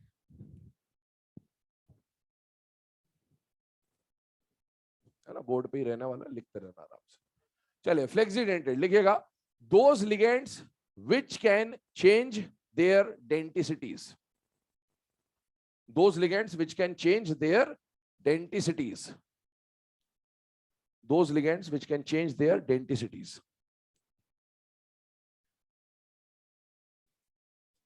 ठीक है, अब इसके बारे में थोड़ा ध्यान से समझिएगा, डेंटिसिटी चेंज वेंज का क्या है। एक्चुअल में आपको यह सिर्फ पता होना चाहिए कि फ्लेक्सीडेंटेड नाम के लिगेंड होते हैं।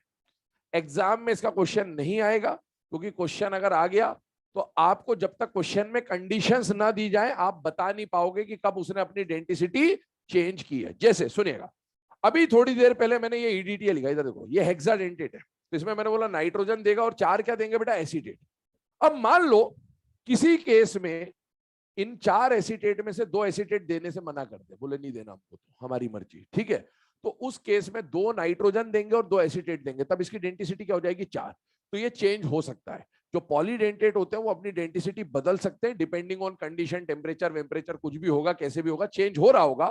तो ऐसे बहुत सारे लिगेंड हो सकते हैं जो अपनी डेंटिसिटी चेंज करेंगे, और अगर आप वो सोचने लग गए तो फिर आप कभी ये बता नहीं पाओगे कि किसकी डेंटिसिटी क्या है, इसीलिए आप इसको जज नहीं करेंगे। अब बाय चांस एग्जाम में क्वेश्चन है, बस ये पता होना चाहिए कि इस टाइप का कोई लिगेंड होता है।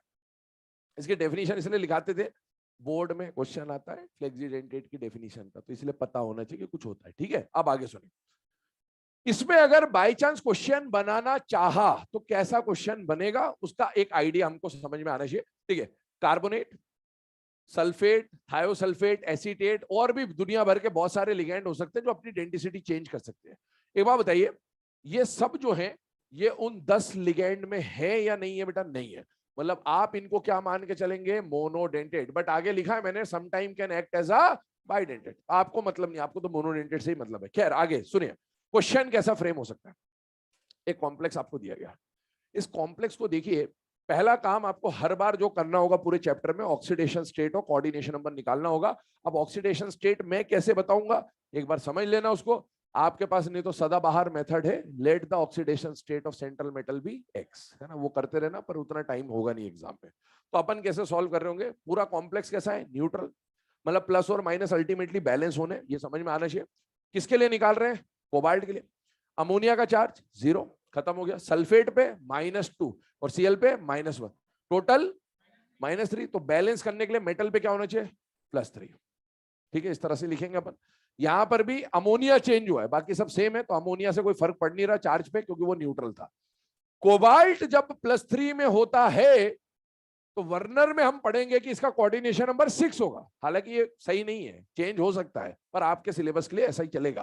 तो कोऑर्डिनेशन नंबर क्या होगा, 6। या फिर आप इधर देखें, कोऑर्डिनेशन नंबर का मतलब क्या, मेटल खुद को कितनी जगह कटवाएगा। काटने कौन आएगा, लिगेंड। लिगेंड का होता है डब्बे के बाहर या अंदर, तो बाहर वाले को तो बाहर भेज दो, कोई मतलब नहीं इससे अपने को। ठीक है, अब इधर आइए।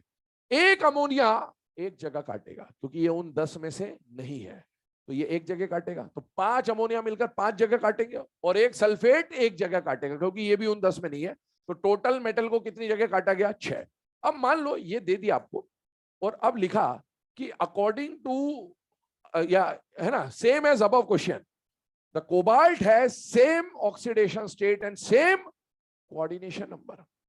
Now sulphate here is acting as a monodentate ligand. लेकिन अब इसमें पूछ ले कि अगर कंडीशन सेम है, तो आप बताइए सल्फेट यहां पर कैसा काम कर रहा होगा। तो आप बताओ, एक अमोनिया एक जगह काटेगा, 4 मिलके 4 जगह काटेंगे, और अगर हम सल्फेट को मोनोडेंटेट मानेंगे तब तो इसकी डेंसिटी क्या होगी, 5। तो ये सल्फेट ने ऊपर वाले को देखा, बोले भैया तो ऐसा कर रहे थे, एक जगह काट के जा रहे थे, तो मैं भी एक जगह काट के चल दिया। ये चल दिया तो कोबाल्ट +3 ने पकड़ा पीछे से, बोले इधर कहां जा रहा है, और काट। बोले क्यों, वो तो एक ही जगह काट रहे, बोले नहीं और काट, आई लाइक इट, है ना। तो ये जाने नहीं देगा उसको, है ना। बोले अभी पूरा कोऑर्डिनेशन नंबर पूरा कर पहले, फिर जाना है जहां भी जाना है ना। तो इसीलिए अब यहां पर ये जो सल्फेट है, ये किसकी तरह काम करेगा, बाइडेंटेट लिगैंड की तरह। पर आप ये जज नहीं कर पाएंगे जब तक आपको कंडीशंस गिवन ना हो, और इसीलिए आपको ऐसा क्वेश्चन आने की पॉसिबिलिटी रेयर है। ठीक है, इसके बाद जो लास्ट टाइप का लिगेंड आता है, दैट इज किलेटिंग लिगेंड।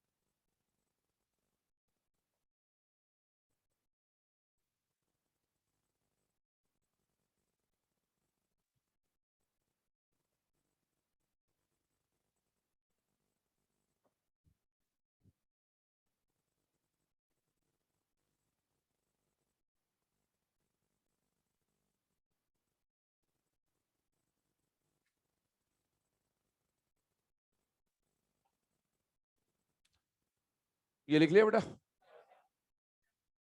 अरे ये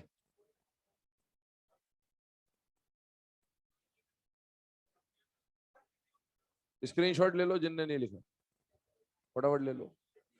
चले किलेटिंग लिगेंड की बात कर रहे हैं। किलेटिंग लिगेंड क्या है? बेसिकली वो लिगेंड जो किलेट रिंग का फॉर्मेशन करेंगे। मैंने आपको आते से बोला था लिगेंड को दो पार्ट में क्लासिफाई किया जाएगा, मोनोडेंटेट और पॉलीडेंटेट। पॉलीडेंटेट कौन होंगे? Bye, tri, tetra, penta, hexa, वो रिंग बनाएंगे। तो डेफिनेशन किलेटिंग लिगेंड की, मतलब किलेटिंग लिगेंड अलग से कुछ भी नहीं है, जितने भी पॉली थे वही सारे किलेटिंग लिगेंड होते हैं। डेफिनेशन लिखिएगा, all polydentate ligands, all polydentate ligands, all polydentate ligands combine with central metal, combine with central metal to form chelating, sorry, to form chelate rings, ऐसा लिखे, to form chelate rings, therefore are known as chelating ligands, therefore are known as chelating ligands.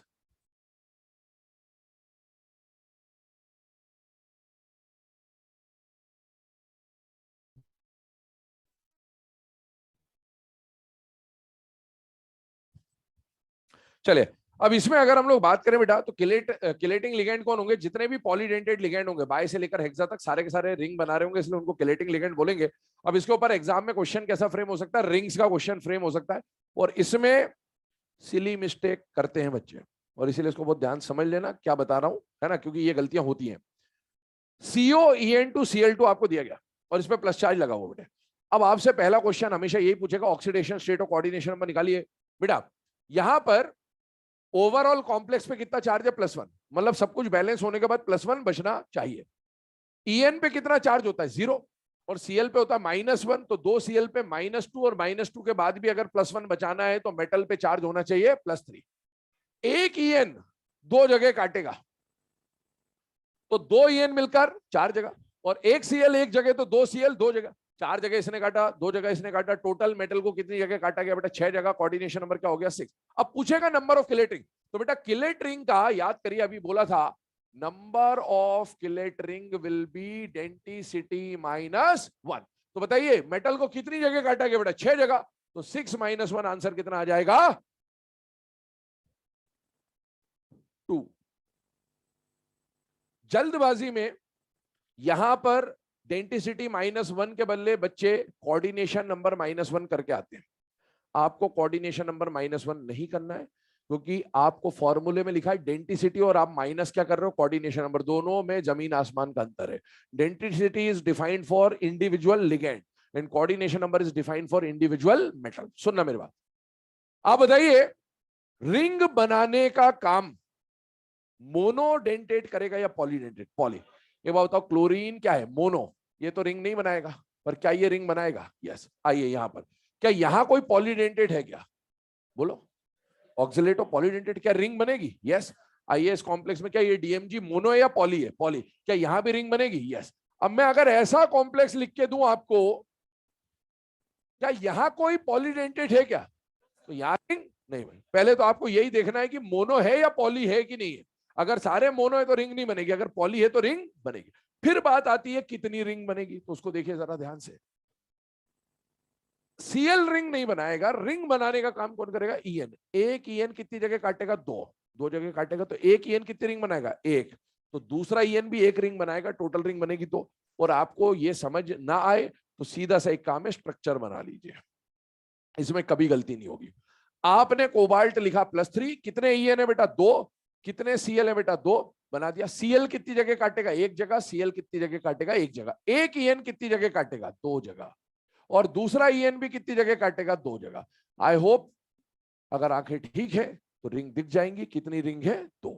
आइए यहां पर, ऐसे ही यहां पर बात करें, एक ऑक्सिलेट कितनी रिंग बनाता है? 1, क्योंकि एक ऑक्सिलेट 2 जगह काटेगा, एक रिंग बनेगी। ऐसे दूसरा भी एक रिंग बनाएगा, तीसरा भी एक रिंग बनाएगा, तो रिंग बनेगी 3। अभी चार्ज वार्ज की बात कर लेते हैं बेटा। एक ऑक्सिलेट का स्टेट कितना होता है? -2, तो 3 का कितना होगा? -6, और फिर भी -3 बचाना है तो मेटल पे +3, और काटेगा टोटल 6 जगह, क्योंकि एक ऑक्सिलेट 2 जगह बत्ती देगा। ठीक है, तो टोटल हो गया 6। आइए Fe+3। अब आपको रिंग बनाना नहीं आ रहा तो स्ट्रक्चर बना ले बेटा। एक ऑक्सिलेट 2 जगह काटेगा, दूसरा ऑक्सिलेट भी 2 जगह काटेगा, और तीसरा ऑक्सिलेट भी 2 जगह काटेगा, तो टोटल रिंग्स बनेंगी 3। आइए लास्ट वाले एग्जांपल पे बात करते हैं। इंपॉर्टेंट एग्जांपल है, ध्यान सुन लेना, ध्यान समझ लेना इसको। देखिए एग्जाम में है ना, यहाँ के पेपरों में बहुत फ्रीक्वेंटली आपको मिल जाएगा, एग्जाम पॉइंट ऑफ व्यू भी इंपॉर्टेंट है। NiDMG2 है ना, एक हाइड्रोजन बॉन्ड की वजह से एक्स्ट्रा रिंग बनती है यहाँ पर। NiDMG2 दिया। सबसे पहली बात, ये कॉम्प्लेक्स आपको लास्ट में मिलेगा जब हम टेस्ट वगैरह पढ़ रहे होंगे, तो निकल +2 आयन का लैब में जब टेस्ट होता है तो ये कॉम्प्लेक्स मिलता है। और इस कॉम्प्लेक्स का कलर कैसा होता है बेटा? रोजी रेड कलर होता है, या चेरी रेड भी बोल देते हैं इसको, तो दोनों में से कुछ भी नाम आ जाए, रोजी की बात हो मतलब यही है। आगे सुने, ऑक्सीडेशन स्टेट निकालना है। कॉम्प्लेक्स पे ओवरऑल चार्ज क्या है बेटा? 0। एक डीएमजी पे -1, 2 डीएमजी पे -2, तो बैलेंस करने के लिए +2।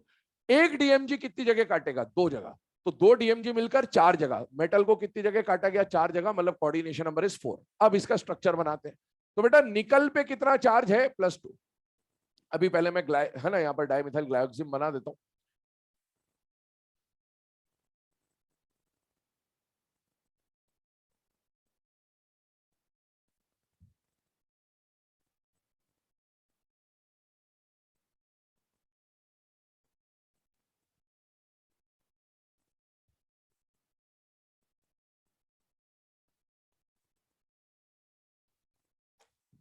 चलिए यहां पर ध्यान दीजिएगा, 2 मिनट ले।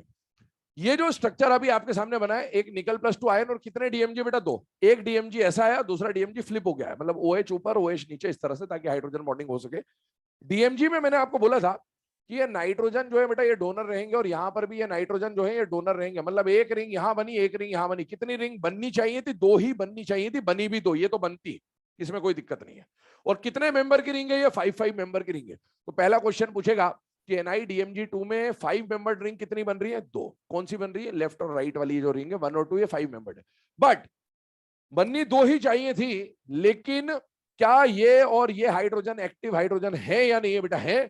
और सामने फोन में से कोई आ रहा है, सामने फोन में से कोई आ रहा है, तो 2 एडिशनल रिंग बन गई। और ये जो एडिशनल रिंग है टॉप और बॉटम वाली, ये 6 मेंबर्ड रिंग है बेटे। तो 2 यहां पर 5 मेंबर्ड, 2 यहां पर 6 मेंबर्ड। बननी चाहिए थी 2 रिंग, बनी 4, मतलब ये एक्स्ट्रा स्टेबल हो जाएगा। और यहां पर एज बॉन्डिंग हुई। अब एज बॉन्डिंग 2 टाइप की होती है, इंटरमॉलिकुलर और इंट्रामॉलिकुलर। ये कौन सी एज बॉन्डिंग है?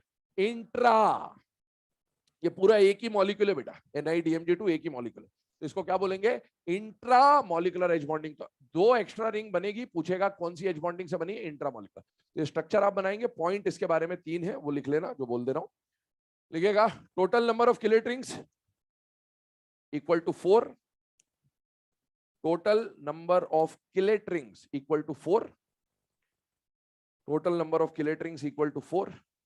इसके बाद लिखें number of 6 membered rings, number of 6 membered rings equal to 2।